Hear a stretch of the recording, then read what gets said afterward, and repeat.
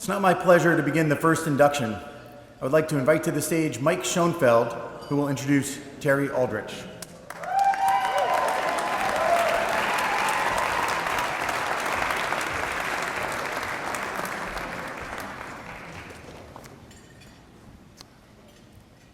Consider how many athletes a two-sport coach trains over a 36-year career. Terry Aldrich helped shape the lives of hundreds of competitive skiers and runners through long days of training, hundreds of thousands of miles in packed vans, smelly most of the time actually, endless weekends living in hotels and eating on the fly, and countless hours at races, often battling rain, mud, sleet, ice, snow, frigid temperatures, and plenty of fatigue and exhaustion. Terry, an elite athlete himself and a true outdoorsman, was born to coach endurance sports out in the fields, woods, and mountains of the United States and up there in Canada too, up in Quebec. And he loved every minute of it. So did his athletes. Looking at the extraordinary individual and team accomplishments of the athletes he coached, Terry is an obvious candidate for the Hall of Fame. In the words of one of his team captains, Terry coached with unfailing encouragement, soft-spoken but crystal clear advice, and intense focus on pushing all of us to the best we could be, regardless of ability. By sharing his high expectations, wisdom, and unrelenting belief in their potential, he helped good athletes become great, and great athletes become All-Americans and national champions. The best of the best became Olympians, and two of those Hall of Famers are here tonight. Terry, looking back, it's actually pretty clear that it was a good move not to stop Sue Long from switching from Alpine to Nordic. And it actually did help Dorcas Den Hartog when you taught her the rookie first year how to take her pulse for interval training. Terry was known to use a playful expression that some of you have heard. It was dropping the plow. When a racer tires at the end of the race and eventually slows down, comparing their skiing or running to a pickup truck struggling to push a plow through deep snow. Well, that didn't happen much when Sue and Dorcas ran or skied, and eventually they both ended up representing the United States and our college in the Winter Olympics.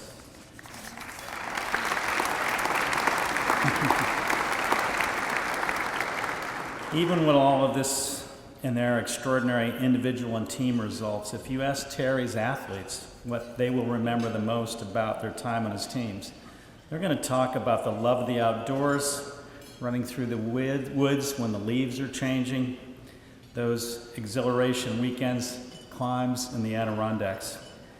These are their memories of moments of harmony with nature, the experiences they trained and competed with their teammates in the sports that they loved. Terry shaped lives and built teams through the challenges they faced, the lessons they learned, and the fun they had working and playing together. I had the great pleasure of working with Terry as his Alpine coach for my first 4 years at Middlebury, and it could not have been more fun or rewarding.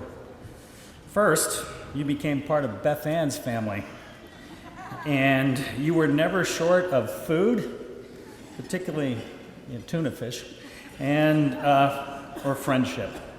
As for the job, it was pretty easy.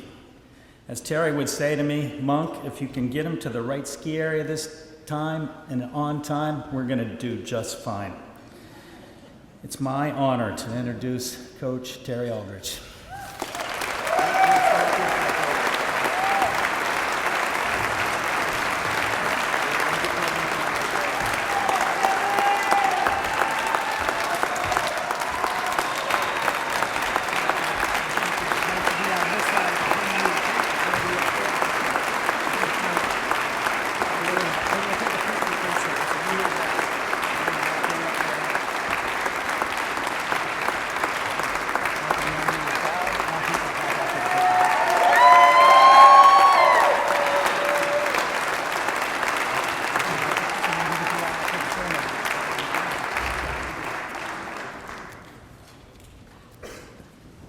Thank you, Mike.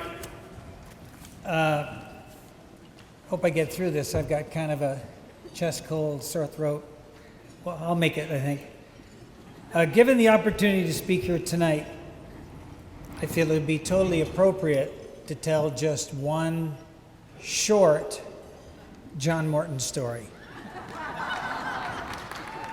Don't worry, Aaron, it'll only take 2 minutes. If it's longer than that, get the hook out and pull me back. But John and I go way, way back. We competed against each other in high school and again in college. But then we were teammates up in Anchorage, Alaska for the U.S. biathlon team, and we became great friends. But then, later in life, we became rivals. I was coaching here at Middlebury, and John, for some reason, took a position in that so-called college across the river to the east of us, where they wear green every day. Well, this particular story takes place in Lake Placid, the end of the St. Lawrence Carnival. And John was a little bit more organized than I was, and he rounded up his troops, and he was pulling out of the parking lot, and he rolled down his window, and he says, "Well, Coyote," that was my biathlon nickname. He says, "I'll see you next weekend." I said, "No, John, I'll see you on the road," because everyone knew John Morton never exceeded the speed limit. Okay, so, and not that I do either, but the fact that I attended school at St. Lawrence University, I knew about the Mineville cutoff, and I knew that would, give me a little bit of a break and 10 to 15 minutes ahead of them. So back in those days, the bridge across Lake Champlain from New York to Vermont was a toll bridge. And preceding that toll bridge on the New York side was a long straight stretch. So as I went through the Mineville cutoff and came to the first corner, I looked up in that straight stretch, and there's John's van chugging along at 45 miles an hour. So I pulled up behind him, and my team goes, "Come on, coach, you can do this. You can do it, coach." I go, "No, bad sportsmanship, not about that." And so finally I could see no one coming. And the bridge was right there, so I said, "Oh, why not?" So I pulled out around him just before the bridge. I rolled up to the attendant, rolled down my window, and I said, "My assistant coach will pick up the tab," and I drove off.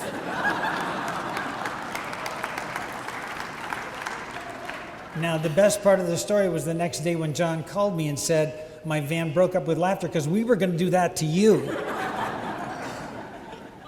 My 2 minutes or what? So, I've never taken for granted the privilege of working here at Middlebury College. But first, I'd like to congratulate all the other inductees. Your achievements, your success have been nothing less than spectacular. And I feel truly honored and humbled to be a part of this prestigious group. My experiences here have gone all too fast. It seems like only yesterday, Beth Ann and I drove into town in our rental U-Haul truck with all of our furniture, rolled in here and rolled onto the campus in August of 1975. Well, since that time, how things have changed. Back when I arrived, the swim team competed in McCullough in Brown Pool, which was 6 lanes wide and 25 yards long. In comparison, our current pool is 25 yards wide, 50 meters long, and 18 lanes. The track team competed on a cinder track around Porter Field. The interesting thing there is the distance in that track ranged from 390 to 410 meters based on how much grass had grown from the infield to lane 1. They also competed indoors in Fletcher, which was a 4-lane track. It was narrow, the surface was hard, much less than the standard distance of 200 meters, and only the coaches knew where the finish lines were for all the events because of the distance. The baseball team practiced and competed on a field located just east of Sigep, within shouting distance. The deck was in the shouting distance of the field, and the brothers were not exactly complimentary of visiting teams' play. The football team played on Porter Field, which was a nice field when it was dry. But when it was wet, when the rain came down on Addison County clay, one of the football coaches told me it was more like mud wrestling than football. The lacrosse teams, before the snow melted, played indoors in Fletcher Fieldhouse or on a gravel slanted parking lot on the west side of Fletcher. There were no turf fields here at that time. The ski teams, without snowmaking, they had to travel for both racing and training. The hockey team was played in this building. They said it was heated. I beg to differ. Squash was played in just a few courts over in McCullough. And the women's teams of hockey, soccer, basketball, volleyball, golf, squash, and softball did not exist in 1975. Now, I had the privilege to work under 4 athletic directors: Dick Coleman, Tom Lawson, Russ Riley, Aaron Quinn. With their vision, their leadership, their hard work, support from the administration, and incredible support from our alumni, all those women's sports were added to the program.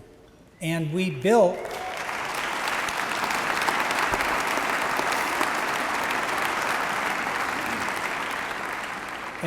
some of the finest, the very finest facilities in Division III in the nation.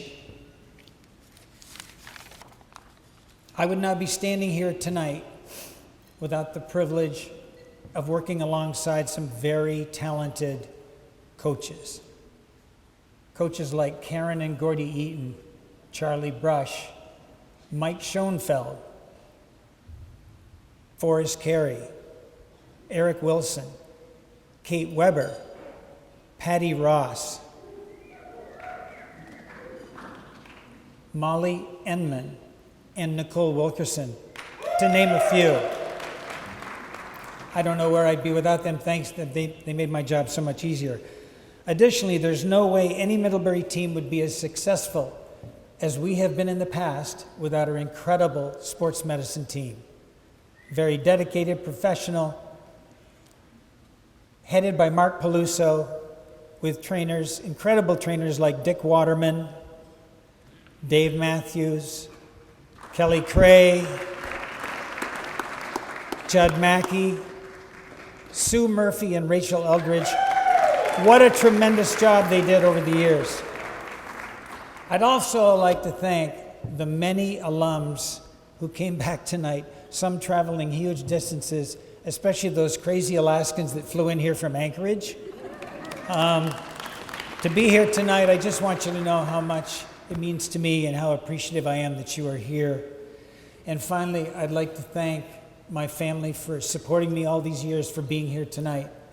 I'd like to thank my 2 sons, Ryan and Travis, who came in, flew in late last night, this morning from California and Colorado.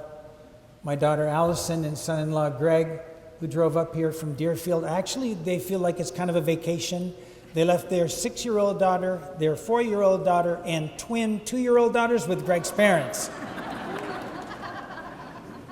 I'd like to thank Barb Wood, who's been with our family. She's gone to every graduation and wedding of our children, baptisms of our grandchildren. Thank you, Barb, for always being there. And last but not least, I'd like to thank the love of my life, my best friend, the matriarch of the family, the glue that's held our family together, the person that our children have gone to for guidance and advice. I could not have done it without her. Thank you, Beth Ann.